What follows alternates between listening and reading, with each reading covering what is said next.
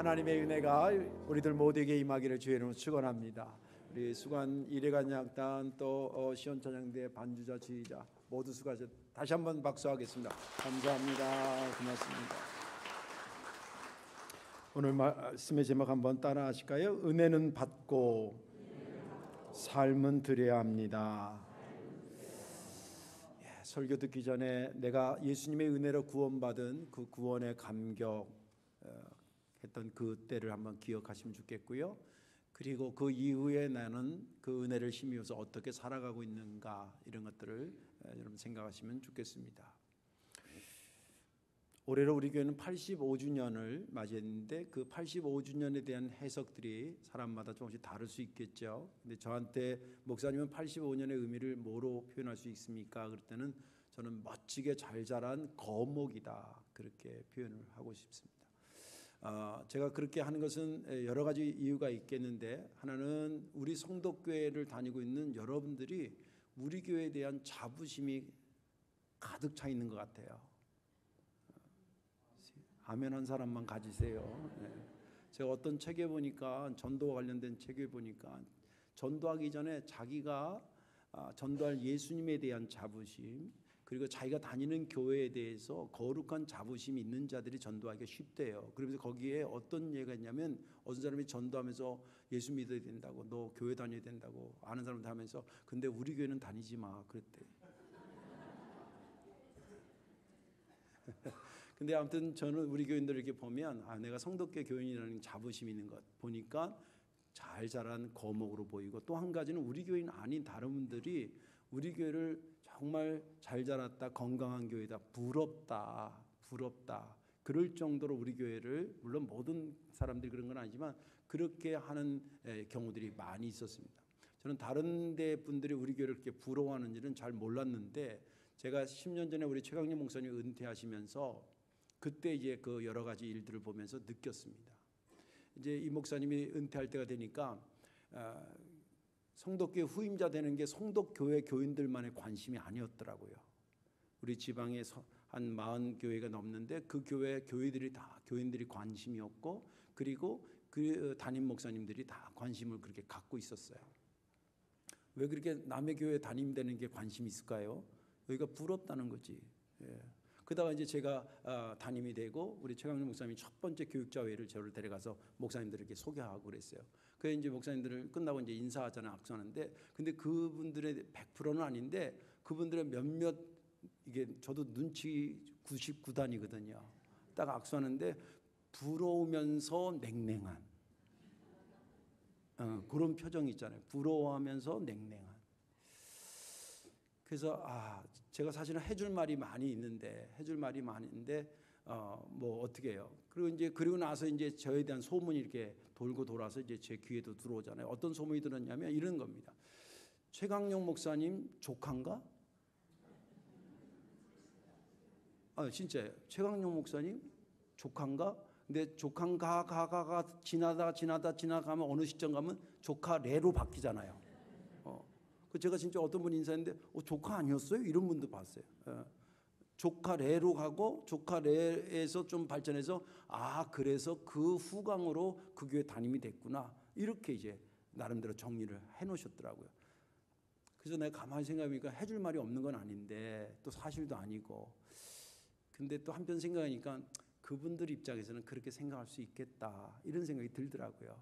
그래서 이런 거를 좀 시간이 지나고 친해지면 다 해소가 되겠지 싶어서 매달 목사님들 회의, 아까 말한 교육자 회의에 빠짐없이 갔습니다. 그래서 이런 목사님 친해지고 저런 목사님 친해지고 이렇게 하면서 제 마음에 어느 순간 이런 생각이 들었어요. 저들이 저렇게 부러워하는 우리 성도교회가 그렇게 은혜를 많이 받았다면 그 은혜를 어떻게든지 나누고 베풀고 흘러가게 해야 되지 않겠나, 그런 생각이 들더라고요. 그래서 기도하다가, 물론 다른 지역에 있는 어려운 교회들도 많이 있지만 기왕이면 우리 교회 안에 있는 어려운 비전교회를 우선적으로 돕자, 그렇게 한 것이 저희 교회가 공식적으로 32교회를 돕고 있는데 그중에 10교회가 우리 주안지방에 있습니다. 여러분들 은혜는 받고 삶은 드려야 되는 줄로 믿으시기 바랍니다. 오늘 본문에 있는 말씀은 바울이 에베소 교회에 보낸 편지인데 이 때가 감옥에 있을 때입니다. 에베소 교회는 교회론을 연구하는데 굉장히 주축이 되는 본문의 말씀이죠. 교회는 누가 세우고 그 세운 자가 어떤 자들인가라고 하는 거, 그리고 그 교회는 세워진 다음에 무엇을 해야 되는가, 이런 것들이 에베소에 굉장히 많이 나옵니다. 그런 흐름 속에 오늘 본문이 위치하고 있습니다. 이렇게 기록되어 있습니다. 사랑하는 에베소 교회 여러분, 허물과 죄로 죽었던 우리를 예수님이 살려주셨습니다. 우리가 허물과 죄가 있을 때를 상상해 보면 그때 우리는 세상 풍조를 따라 살지 않았습니까? 그리고 공중권세 잡은 자 사탄을 따라 살았기 때문에 내 마음대로 산 거 아닙니까? 내 욕심 따라 내 육신대로 다 살았지 않습니까? 그 본질상 우리는 진노의 자식이었습니다. 그런데 하나님께서 큰 긍휼이 많으셔서 독생자 예수 그리스도를 우리에게 보내주시고 그로 인해서 십자가에 죽게 하시면서 그와 함께 우리를 살려주셨습니다. 죽을 뻔한 우리가 아니라 죽었던 우리를 살려주셨습니다. 이것이야말로 은혜가 아니겠습니까? 그러니 이것을 누가 자랑하겠습니까? 누가 내가 행위로 구원받았다고 말할 수 있겠습니까? 주께서 우리를 이렇게 구원하시고 구원하신 것도 감사한데 하나님 자리에, 하늘의 자리에 우리를 예수 그리스도와 함께 앉게 했으니 얼마나 감사합니까? 이렇게 우리에게 은혜를 전폭적으로 주신 것은 다음 여러 세대에 하나님의 긍휼이 많아서 너희가 구원받기를 원하신다는 그런 하나님을 드러내고 나타내기 위해서 우리에게 그렇게 선제적으로 은혜를 주신 것입니다. 그러니 우리가 하나님의 은혜로 새로운 피조물이 됐는데, 구원받은 백성이 됐는데, 이 구원받은 이유는 선한 일을 하게 하시기 위해서였습니다. 이 선한 일은 어느 날 갑자기 생각한 것이 아니라 우리보다 훨씬 전에 하나님이 계획하셨고 그 길을 우리로 하여금 걷게 하신 것입니다. 이게 본문의 전반적인 스토리입니다. 이 본문을 읽으면서 특별히 제가 은혜 받은 것은 8절에서 10절까지 말씀이었는데, 너희는 그 은혜에 의하여 믿음으로 말미암아 구원을 받았으니 이것은 너희에게서 난 것이 아니요 하나님의 선물이라. 행위에서 난 것이 아니니 누구든지 자랑하지 못하게 하려 함이라. 우리는 그가 만드신 바라 그리스도 예수 안에서 선한 일을 위하여 지으심을 받은 자니 이 일은 하나님이 전에 예비하사 우리로 그 가운데에서 행하게 하려 하심이니라. 이 말씀이 은혜된 것은 특별히 여기 하나님의 은혜가 나오고 그리고 선한 일이라는 단어가 나옵니다. 이 두 가지가 함께 어우러지면서 제게 은혜가 됐습니다. 오늘 말씀에 여러분들이 좀 은혜 많이 받으시고요. 하나님이 크신 은혜가 얼마나 위대한가를 한번 좀 다시 느끼면 좋겠고, 이 엄청난 은혜를 받았으니 내가 어떻게 살아야 될까를 고민하는 그런 시간이 되기를 주님의 이름으로 축원합니다. 오늘 말씀은 그래서 그렇게 두 가지로 얘기할 겁니다. 하나는 우리가 하나님으로부터 받은 은혜가 얼마나 어떤 것들인가, 또 얼마나 그게 위대한가를 소개할 것이고, 그렇게 엄청난 걸 받았는데 이 이후에 우리의 삶은 어떻게 살아야 되는가, 이런 두 큰 단락을 소개하면서 말씀을 진행하도록 하겠습니다.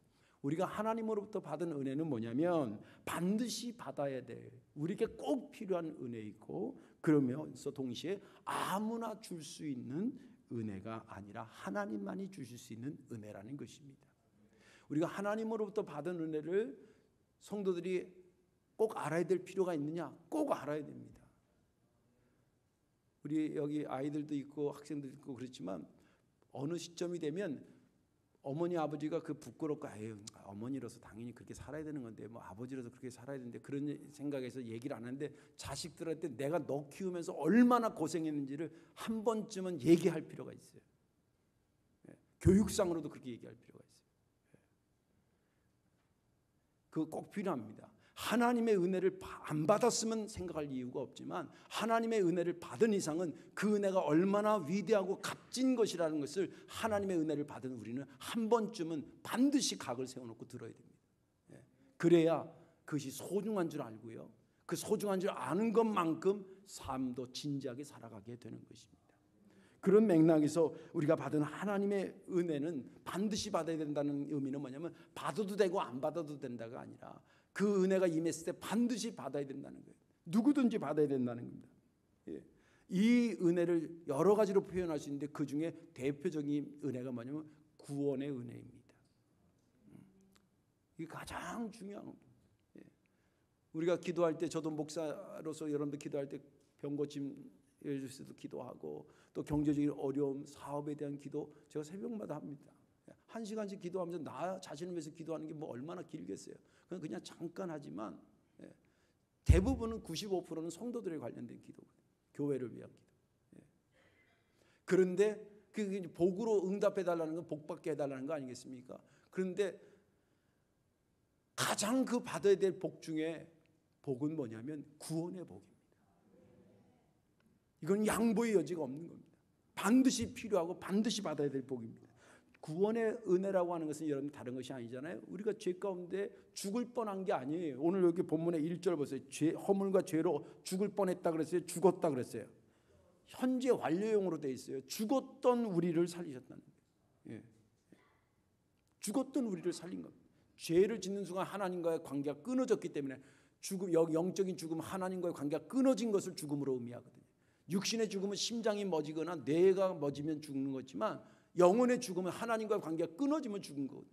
죄로 인해서 끊어졌던 나를 주님께서 이 땅에 오셔서 십자가에 달려 돌아가시면서 그 죄값을 다 지불하시고 그리고 우리를 하나님의 백성으로 만들어줬다는 그 사실이, 그 사건이 은혜요, 그것이 구원의 사건입니다. 이거 목사님 꼭 받아야 됩니까? 꼭 받아야 됩니다. 꼭 받아야 됩니다. 왜 그러냐면 여건으로 예를 들어볼게요.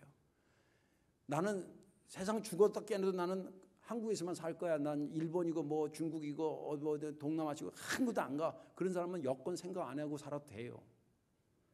그런데 누우면 코 닳고 비행기 타면 한두 시간이면 도착하는 일본이라도 가려고 그러면 비즈니스를 끊냐 무슨 그 1등석을 끊냐 그 소용없어요. 아무리 좋은 비행기표를 끊어도 여건 없으면 못 가요.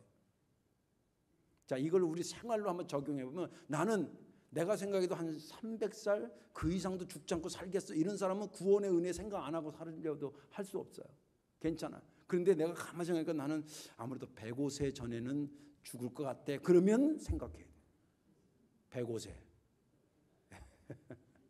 아무리 생각해도 내가 105세는 안에는 죽을 것 같아. 그러면 구원에 대한 것을 여벌로 생각하면 안 된다 이 말이에요. 무슨 말인지 이해가 되시죠? 예. 여러분들 이 구원의 은혜를 받으면요 여러 가지 변화가 있는데 그중에 대표적인 변화가 영적 신분이 달라져요. 믿음 되시길 바랍니다. 오늘 성경에 보면 3절 끝자락에 뭐라면 본질상 진노의 자녀였다 그래요. 왜? 지 맘대로 살고 하나님 안 섬겨 불순종하고 공중권세 마귀 따라 살고 그러니 세상 풍조 따라 살지 그 영혼이 뭐예요? 그게 진노의 자식이에요. 그런데 6절로 넘어갑니다. 또 함께 일으키사 그리스도 예수 안에서 함께 하늘에 앉히시니 예수님 때문에 우리가 하나님 나라의 백성이 되고 천국 시민이 됐다. 영적 신분이 달라졌다는 겁니다. 또 삶이 180도로 달라지기 시작합니다. 삶이 2절 보세요. 그때 너희는 그 가운데 행하여 이 세상 풍조를 따르고 공중 권세를 따르는 잡은 자를 따랐으니 곧 지금 불순종의 아들들 가운데 역사하는 영이라. 이거 예수 믿기 전에 세상 풍조를 따라. 여러분들 진리는 늘 말씀드리는 진리는 다수결로 결정되는 게 아닙니다.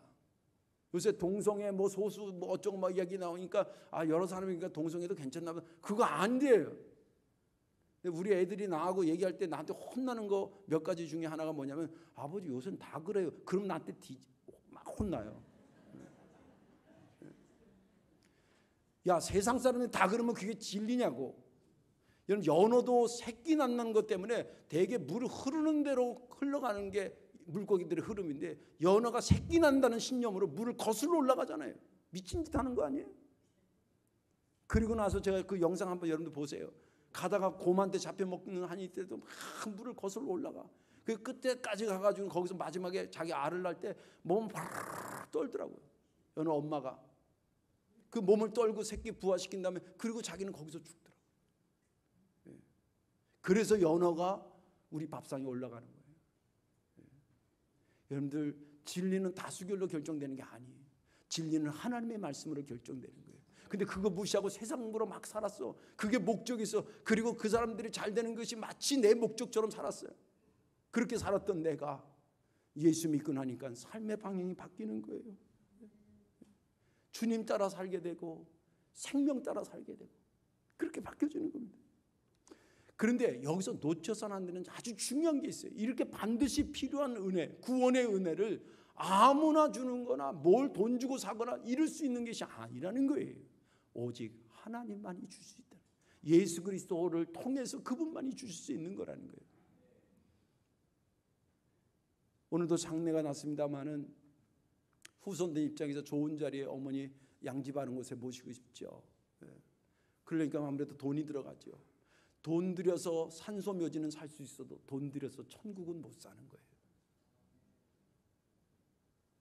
공부 열심히 해서 대학에 합격은 할 수 있을지 몰라도 공부 열심히 해서 천국을 따낼 수는 없어요.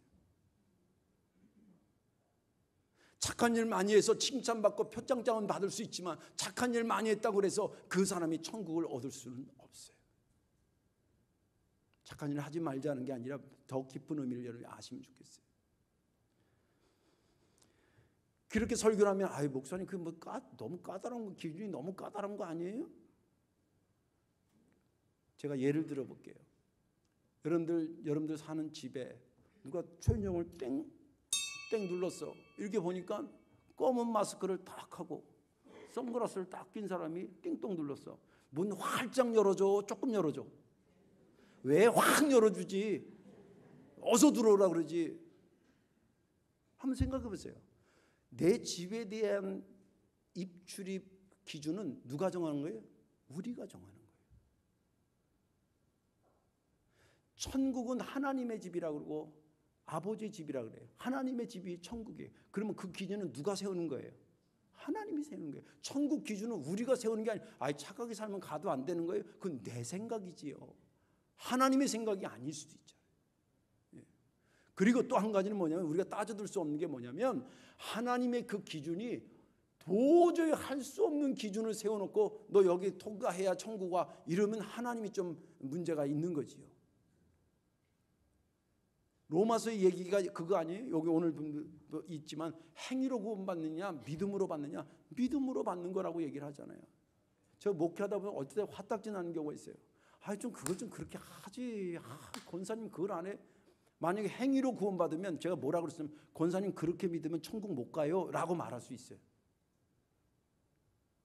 근데 그렇게 믿어도 예수 믿으면 천국 가요. 근데 이런 얘기하면 몇몇 교회는 은혜 받아 그렇게 아무렇게나 살아도 예수 믿으면 그런 것 같구나 막 그럴까 봐 조심스러워 얘기하지만 기독교 원리는 그래요. 보세요. 네 죄를 고백하고 여러분들 나 죄 안 진 사람한테 죄를 고백하라고 얘기하지. 여러분 한번 손 들어보세요. 나 죄 한 번도 안 진 사람 손 들어보세요. 없잖아요.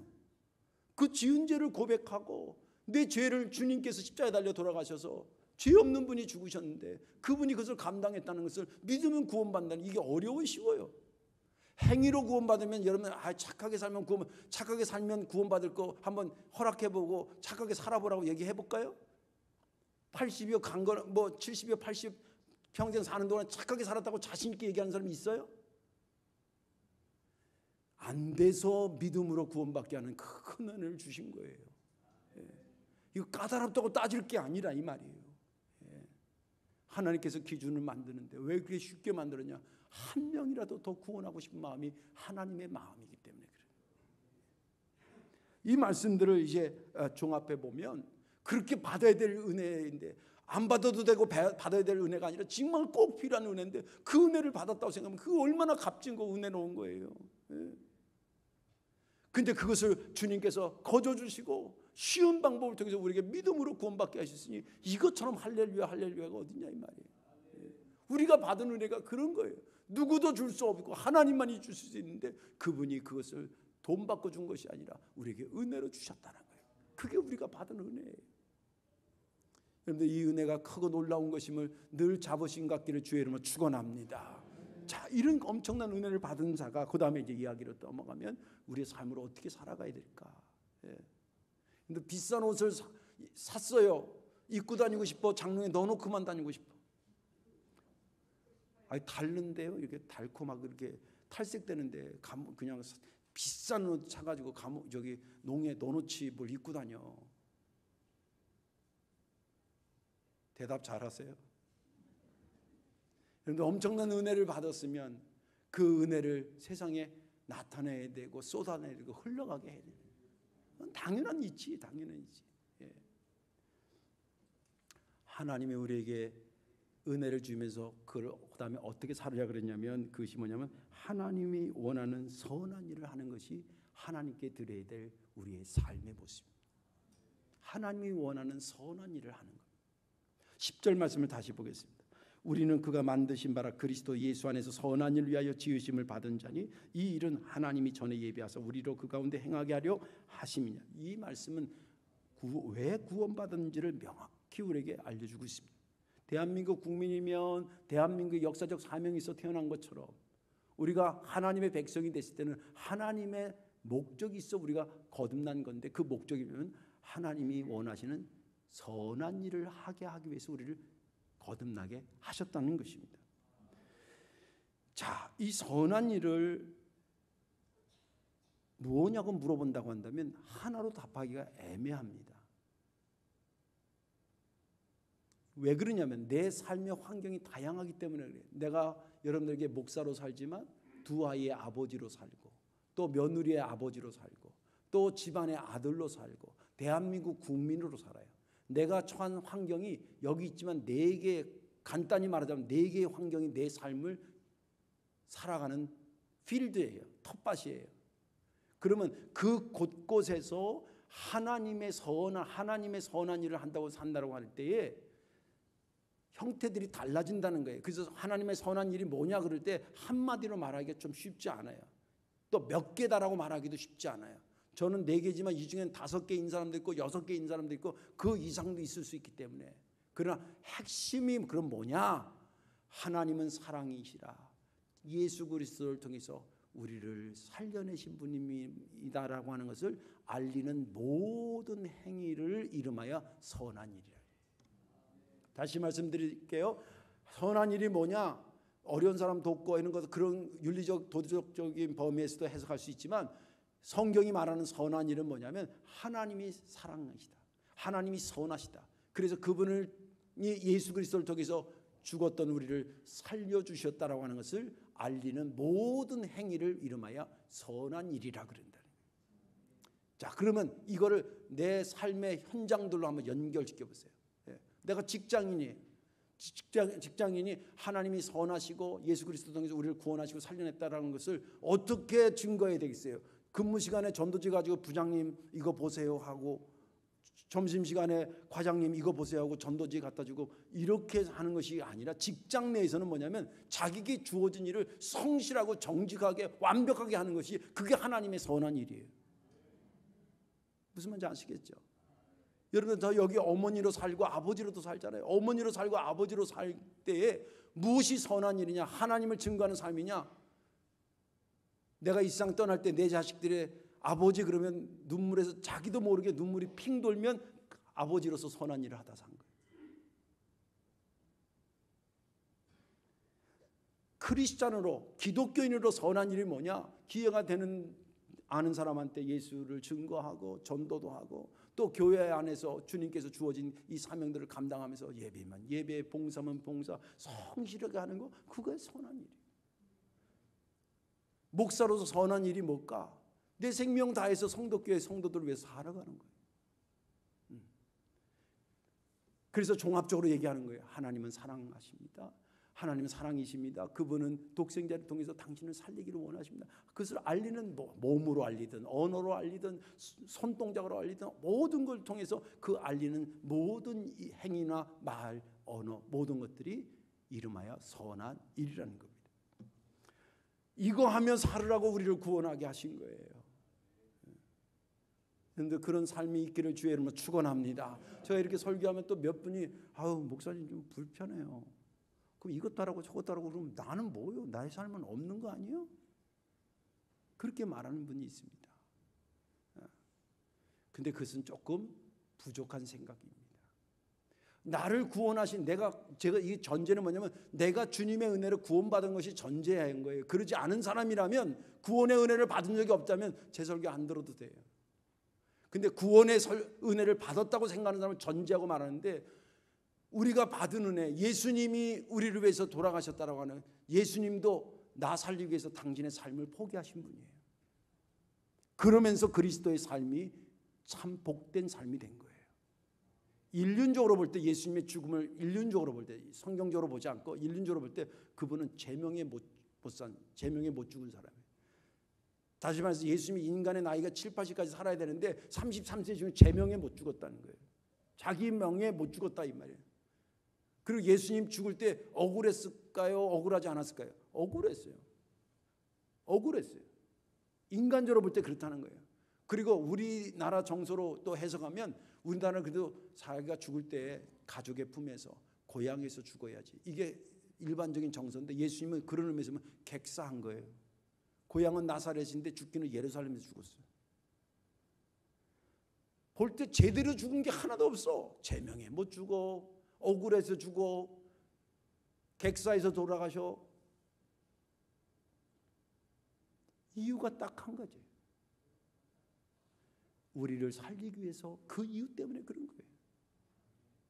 또 내 삶도 제대로 된 내 삶은 나를 위해서만 산 게 내 삶이 될 때가 간 거로 착각하는 거지. 진짜 내 삶은 저는 진짜 그래요. 최영석이라는 인생으로도 중요하지만 저는 성도교회 목사로서의 삶을 사는 게 복되고요. 아이들의 아버지로 정말 우리 아버지는 정말 좋은 분이었다. 그리고 우리 아내가 지나고 나니까 우리 남편 같은 남편이 없어. 그렇게 사는 것이 그들을 위해서 헌신했지만 그것이 결국 진짜 내 삶이 되는 거예요. 나 위해서 내 것만 가지고 하는 거 그게 내 삶이 되는 것 같지만 그는 일부분에 불과하다는 거예요. 진짜 나 삶은 다른 위해서 주의 사랑을 전하고 한 편이라도 더 하고 그러면서 내가 내 삶이 되는 거예요. 또 마지막 하나는 뭐냐면 내가 직장인으로 불평도 많고 뭐 하면서 불평도 많고 목사하면서도 뭐 좀 짜증나는 건데 이거 왜 없겠어요. 그런데 그래도 가만히 생각하니까 할 날이 그렇게 길지 않아. 여러분들 저 좋아하죠? 10년만 참으세요. 10년 더 지나면 하고 싶어도 못해. 근데 이게 희한하게 말이죠. 옛날에는 1년간 어릴 때는 1년간은 그렇게 힘들었는데 나이가 점점 들면서 이게 속도가 빨라져가지고 이렇게 하면 5년 지나가. 이렇게 하니까 벌써 5년, 지금 10년 지나. 고개 2번 돌렸더니 10년이에요. 앞으로 10년도 어떨까? 2번 돌리면 끝나는 거예요. 저도 육신을 갖고 있기 때문에 한계가 있잖아요. 내가 손잡아 줄 수 있을 때 한 번이라도 손잡아주고 내가 사랑을 베풀 수 있을 때 한 번이라도 더 사랑하고 그렇게 뭐 싫고 뭐 내 직장이 어쩌고 그래도 여러분들 직장으로 있을 때 열심히 하시고 그때 진짜가 되는 거예요. 예수님이 이 땅에 오셔서 좌루나 우루나 치우치지 않았다는 사명론적으로 해석해 보세요. 당신의 사명을 완수했다는 거 아니에요. 주어진 그치 여기 와서 놀다 가신 게 아니잖아요. 그거 위해서 왔는데 십자가 져서 온 인류를 위해서 구원하기로 왔었는데 이거 이루시고 가셨다는 거예요. 그래서 좌우로 치우치지 않았다는 거예요. 우리가 엄청난 은혜를 받지 않았으면 모르겠지만 그 엄청난 은혜를 받았으니 엄청난 삶을 살기를 주의 이름으로 축원합니다. 구원의 은혜를 받았으니 그 구원의 은혜를 흘려보내기를 바랍니다. 나눠주고 베풀기를 원합니다. 그게 진짜 나의 구원받은 이유고 그때 비로소 내가 되는 것입니다. 이제 말씀을 정리하겠습니다. 우리는 사순절을 걷고 있습니다. 예수님이 우리 장로님이 기도하신 것처럼 예수님의 삶을 곳곳이 배우고 묵상하고 그 뒤를 따르는 것입니다. 그 40일을 정말 잘 지내면 지낼수록 주님이 나를 위해서 이렇게 죽으신 것이 보통 은혜가 아니라는 것을 깨닫게 될 것입니다. 보통 희생이 아니라는 것을 깨닫게 될 것입니다. 충분히 깨달으십시오. 충분히 그 은혜를 받으십시오. 그리고 한 가지 생각, 이 엄청난 것을 받은 이후에 나의 삶은 어디로 어떻게 살아야 될까? 내가 해야 될 선한 일은 곳곳에서 어떤 일들이 나를 기다리고 있는가를 고민하시면서 그 일을 행하다가 주의 영광 드러내는 구원받은 참 백성 되기를 주님의 이름으로 축원합니다. 기도하겠습니다. 주님, 엄청난 은혜를 염치 없이 거저받았습니다. 감사합니다. 그러나 이 은혜는 우리 스스로 만들어낼 수 없는 것이기에 주실 때 그냥 감사함으로 받는 것이 도리인 줄 믿습니다. 다만 거기서 만족하고 멈추는 삶이 아니라 그렇게 구원받은 내 삶을 이제는 드려야 할 때가 됐음을 잊지 않게 도와 주옵소서. 어찌 보면 지금 이렇게 예배에 참여하는 이런 삶을 사는 것이 선한 일을 하며 사는 삶인데, 이 삶이 오늘로 끝나지 않고 내일도 계속될 수 있도록 성령님 감동으로 인도해 주옵소서. 감사드리며 예수님의 이름으로 축복 기도하옵나이다. 아멘.